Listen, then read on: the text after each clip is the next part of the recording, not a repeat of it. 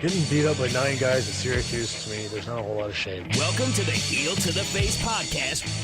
And this right here, with your hosts, Jared Wicks, Brandon Icebreaker Clements, and Paul Boy Green Esden. It doesn't matter what your name is. Best there is, the best there was, or the best there ever will be. Brett screwed Brett because it's what's best for business.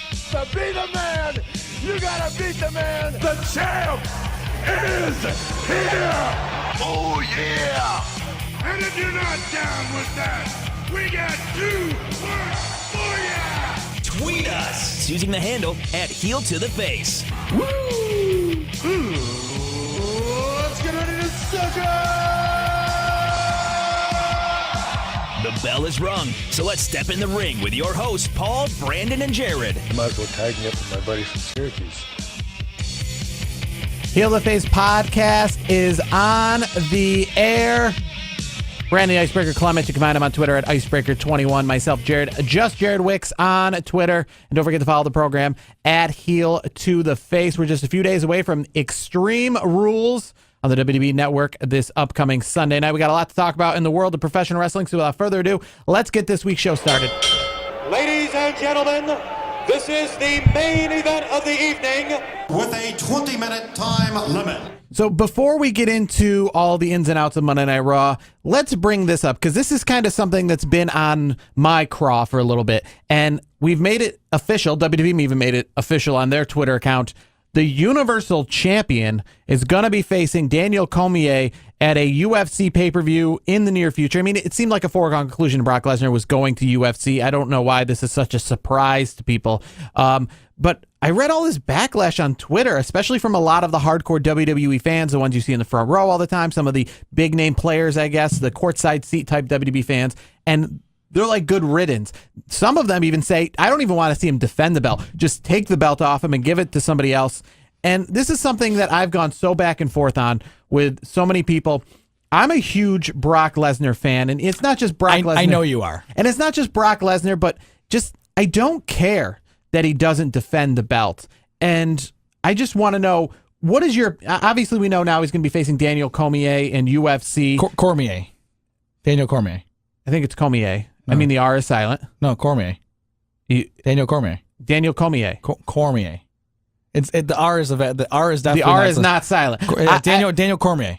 Okay, Daniel Cormier. Cormier. I believe so. I mean, oh, now you're saying that I'm wrong. You're like, you're wrong. So. I think you're wrong. I think it's Daniel Cormier. No, it's Cormier. I think it is. The fact of the matter is he's going to be facing DC, as he's known for short, in the UFC for his belt that he just won this past Saturday night. And it's a foregone that he's going to be in the UFC. What do you want to see happen with the WWE Universal Championship from Brock Lesnar? I want to see a tournament. That's what. Do you want to see him just lose it? You don't even want to see him defend it and lose it. No, just drop it. If you're gonna go to UFC, just drop the belt, and that's it. See, no, I'm fine with him holding on to the belt for as long as he wants. Obviously, I would like to see maybe a title defense here or there, but I am perfectly fine with him being in UFC and fighting 3 times a year in UFC and maybe twice a year in WWE. I want Brock completely gone from WWE. See, this is where I disagree with so many people. He's not good for WWE. I really don't think he is. I think, to me... I agree. He's not the draw. He's not exactly what a lot of people were hoping he would be. I hear this all the time. Here's my thing. If he's such a draw, I mean, I get that he comes and goes when he wants. To me, I just think it's... If you're a champion, you need to defend the belt at least, and not maybe every month, but every 2 months. Not, twice a year. Like, oh yeah, the champion shows up 4 times a year. It's getting That's a little ridiculous. Last year, I think he won the belt at WrestleMania. Stupid. He defended it. Did he defend it before Great Balls of Fire? He defended against Samoa Joe, but I want to say, did he even defend it before that? I don't think he really. How many times? I could probably. Then he defended against it at SummerSlam, so he defended it 2 months in a row. A couple times a year. I mean, honestly, I want the title, and you're going to disagree with me on this 100% because I know you are the biggest anti-Roman Reigns fan, but he needs to be the champion. He is there every single week. But he puts on a good show. I don't think that matters. And here's my thing. It should be. It should matter. WWE is not like any other sport. It's not really like anything else. It's 24 hours a day, around the clock. There is no off season. And there especially is another heavyweight champion in WWE currently with AJ Styles. My thing is, I'm fine with this being a part of WWE history, this going on, because there is just, WWE is a never-ending story. So if for 2 years even, or a couple years, WWE has a champion that's not there every single day, no offense, but the WWE's not going out of business tomorrow. This isn't your last champion.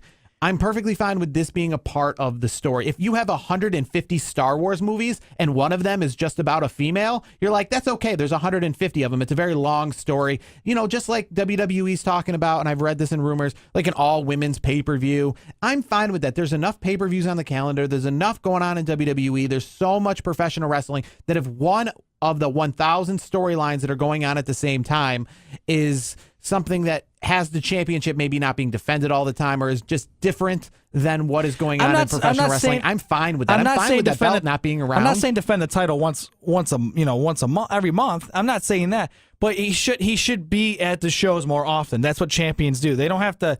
I'm fine with him being, maybe he comes over. He comes in a handful of times a year. I mean, those fans that they're we call them the courtside seat fans. Like I see the same fans at the same Raw SmackDown pay per view every. I'm like, oh, yep, I know that person. He's sitting center, and you can see him right on camera every time. That guy goes to more shows than Brock Lesnar does, and he pays for it. Yeah. And to me, I mean, I know fans that are. I mean, you've been to more shows than Brock Lesnar has this year. That's probably true. And I mean, you don't have the courtside seats or ringside seats, so to speak, but you go enough where you're like, okay, you think about it. You go to more, you pay to go to shows. Well, yeah, but and he gets paid from the fans to show up when he wants. To me, I don't. But that's his gimmick. I mean, here's the thing. Go to UFC. Here's how we can tie this in. So last Friday night. And it's crazy that this is happening, but The Undertaker's actually been making a few appearances this year. I did see that. More appearances this year, I want to say, than he has in years past. For some reason, it seems like he's getting a rejuvenation in his career. Which I can't figure out, by the way. But what is your opinion now with The Undertaker? Now, he obviously made an appearance in a tag team match at Madison Square Garden. Now, he's somebody who does the exact same thing. He's a WrestleMania, SummerSlam only guy. He's not a champion. He's not a champion. Are you okay if Brock Lesnar does this but is not a champion? Yes, 100%. I'm okay with that if he's not the champion. Undertaker, I mean, Would you be okay if Undertaker was the champion and did this? No. If Undertaker's streak, let's say, if his WrestleMania streak was also like the world belt, and he only defended the world belt at WrestleMania, and he held it for like 5 years in a row, and people were like, is he going to lose? Not just lose at WrestleMania, but the world belt is on the line as well. No. I mean, the streak thing is fine with me. The whole streak he had, every year until Brock Lesnar, ended the streak. That's fine. I don't have a problem with Brock doing what he does. I have a problem with him doing what he does as the champion, as the face of the franchise. AJ Styles, who is on the other show, Smackdown, he's there every week. He's putting on a show every week. And even, he's been wrestling Shinsuke Nakamura, 1 week. He's been even facing Aiden English in recent weeks. I mean, he's there every single week, and he's the champion. Yeah, and that's why I think this is okay, because of the fact that WWE seems to be a broad spectrum. It's more than just one program, one champion, one tag team. It's got so much different stuff going on. I feel that it's okay that one of the champions is like a boxing champion and only defends it like 3 times a year. Well, one of the champions is an everyday champion. One of the tag teams is like aerial flyers. One of the tag teams is ground and pound. I'm not saying that exactly, but I'm just saying I like that.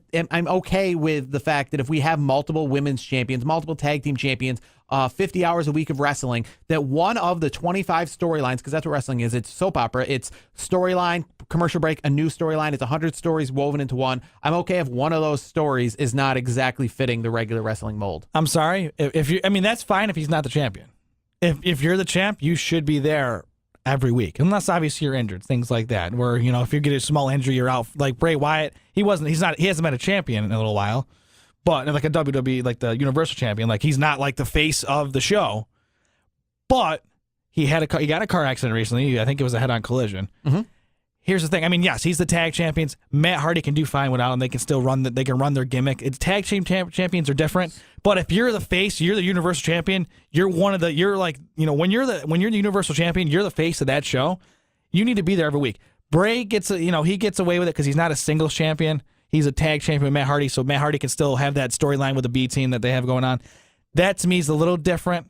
But if you are the Universal Champion, aside from injuries, you need to be there every week. That's just how it goes. What is your opinion on late 80s, early 90s, the Hulk Hogans of the world? I mean, if you watch WrestleMania, that's how the championship was decided.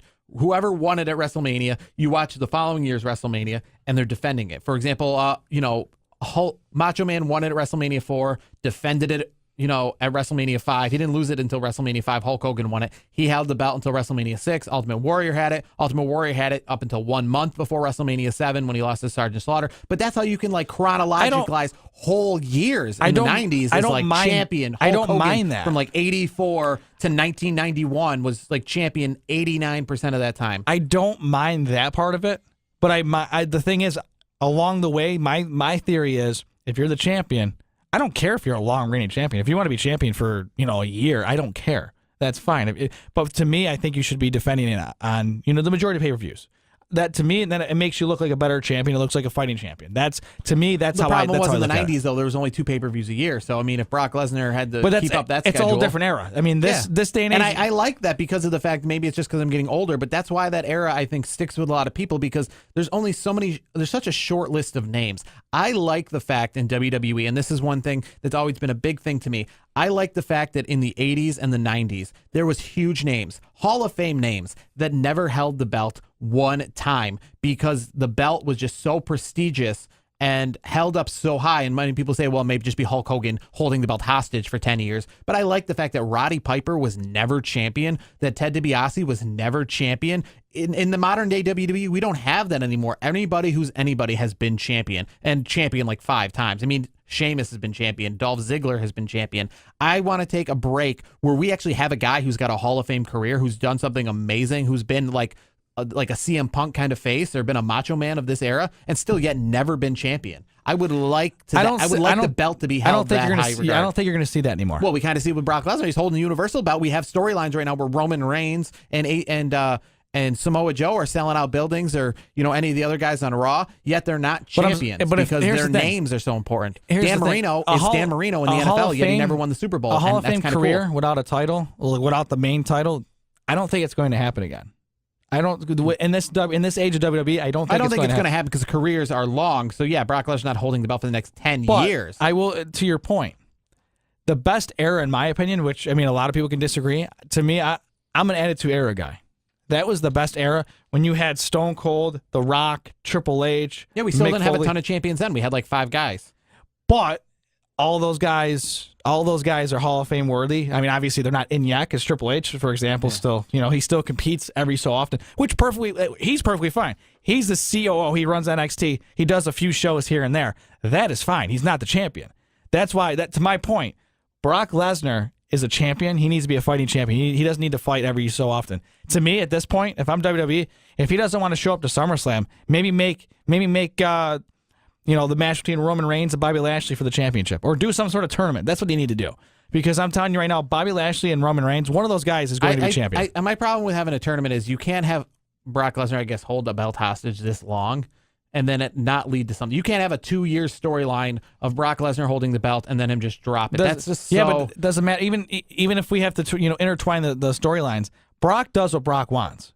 We all know that. Brock's going to do what he wants. So guess what? If he says... Maybe if he drops the belt and they have a tournament for the belt, then he can come back like he never lost the belt, and then we can do this all over again for another 2 years, after his next UFC runs over. He can come back at WrestleMania 36 and be like, I never lost. And then he can have the same gimmick. He can have the same Paul Heyman. He can have everything going for him he does now because he never lost the belt. He just gave it up because he wanted to be a badass and go to the UFC. That's what Paul Heyman would spend. He'd say he didn't lose the belt. He gave up the belt because he was better than that. He went and then accomplished something greater. Now he's back to retake the throne. See, I don't. That's what he would say. I'm done with Brock. I'm just over Brock. I don't need him anymore in the WWE. Go back to UFC. So are you not going to be interested when he's in UFC? Or you're not going to watch any of those fights? You're not going to be interested. Here's my thing. Against Daniel Cormier. I stand by that. Cormier. It's Cormier. I was just thinking about it. It's Cormier. He was thinking about it. No Google here. It's just you go deep into the annals of your brain, and then you find the You know facts. why I know this? Because DC is one of, to me, I can't stand Daniel Cormier. I think he's kind of a dirtbag. And actually, if you go back, I did watch the UFC fight over the weekend. How he knocked the guy out. If you look closely, he's sitting there poking his eye before he hits him. To me, Cormier's a dirtbag, and I can't wait till John Jones gets off his drugs and stops doing dope and just, can piss clean. Because John Jones is going to knock him out. John Jones already said if he gets clean, Brock Lesnar's going to knock him out. Here's my thing.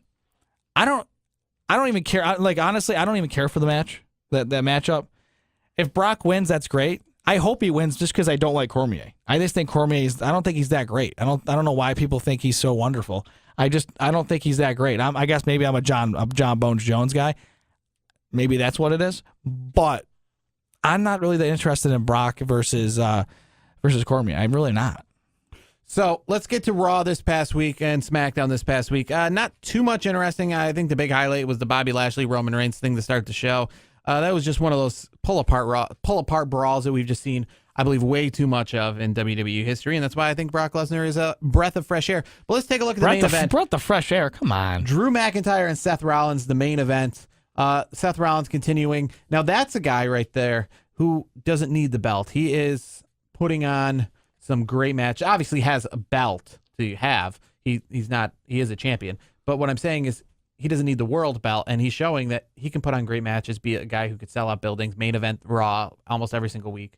And him and Dolph Ziggler, Drew McIntyre, I love that whole storyline. Can't wait for the match this Sunday at Extreme Rules. It was a great match between him and McIntyre on Monday night. That was great. I gotta tell you, Drew McIntyre is one of those guys where, like, who would have thought a handful of years ago he was in that stupid 3MB, and look where he is now. It's great to see guys that leave WWE and just kind of retool and redo themselves. They just kind of build themselves back up. Drew McIntyre is one of those guys. I'm so glad, and I'm pleasantly surprised at how great he's been. I thought he'd be okay, but I mean he was doing well in NXT. I enjoyed it, but he's really back on track, and I think he's doing a great job. I thought the Seth Rollins match was fantastic. I do like the fact that McIntyre and Dolph Ziggler are together. I think that's a really good combination. I'm happy with Dolph having the belt. I'm totally fine with it. I think it builds a good storyline between the three of them because I love the back and forth. I love that back and forth where it was like I think Seth said something about I think it was Drew with sheep. I think it was. It's like sleeping with sheep. Oh, something like that. It was like the back and forth. Like the back and forth was great. The matches have been solid. I think that's been one of the highlights of Raw. And then, of course, Elias, I want to see what he does. He's another highlight to the show. I would say the three things I look for on Raw right now, I want to know what's going on. I want to see what's next for Roman Reigns. Obviously, we got the Bobby Lashley thing going on. So I think I'm interested to see what's going to happen there. This whole triangle here with Seth Rollins and then Dolph and Drew, that's good. And then I like to see what happens with Elias every week. I love his shtick. I think he's going to be a champion someday too. And the problem is that it's a 3-hour show. Yeah, and that's the thing. I mean, the only other thing I would say my takeaway from Raw is I really like the B team right now. I think that's what I'm really looking forward to. That's the breath of fresh air. That's what I look forward to on Raw every single week. Quickly, let's go over SmackDown. I would probably say, what do you think of AJ Styles, Shinsuke Nakamura? They're fighting again. Kind of shows you how things can kind of wear out their welcome. We've said this before. But now they had them fight again on SmackDown. I mean, they better not fight again in the near future. Yeah, I think anytime soon. Now they're resulting the SmackDown matches. It's over. It's overdone. It's out. That was the main event of WrestleMania like 4 months ago, folks. I mean, here's what I take away from that show itself. I really enjoyed the I like the Andrade Cien Almas Sin Cara match. Believe it or not, like I'm not the biggest fan of Sin Cara, but that was a good match. Sin Cara put on a good show too. I mean, he usually does. I mean, he has his botches in here and there, but I thought that was Cien Almas and Sin Cara. I think that was a good match. I could watch more of that. I think that was of Tuesday Night SmackDown. I think that was one of the highlights. If Extreme Rules was a SmackDown only pay-per-view, final question I ask you: if Extreme Rules was a SmackDown only pay-per-view, would you main event it with Rusev versus AJ Styles, or would you main event it with Team Hell No versus the Bludgeon Brothers? What would be your goal? Would it be your final match of the card? Rusev versus AJ Styles. Because I'm just feeling that they're treating Team Hell No right. That this is like these are main event guys, and they're really putting that. And here's 2 weeks in a row, it closes out the show. I didn't really that match we had there. What was it? A 10-man tag at the end of the night. I didn't think it was that. It was an okay match. I didn't think it was that great. To be absolutely honest with you, I thought it was an okay match at best. It wasn't a great way to close the show, I don't think. No, I don't think, but I just feel like that tag team, they're really hyping up that tag team.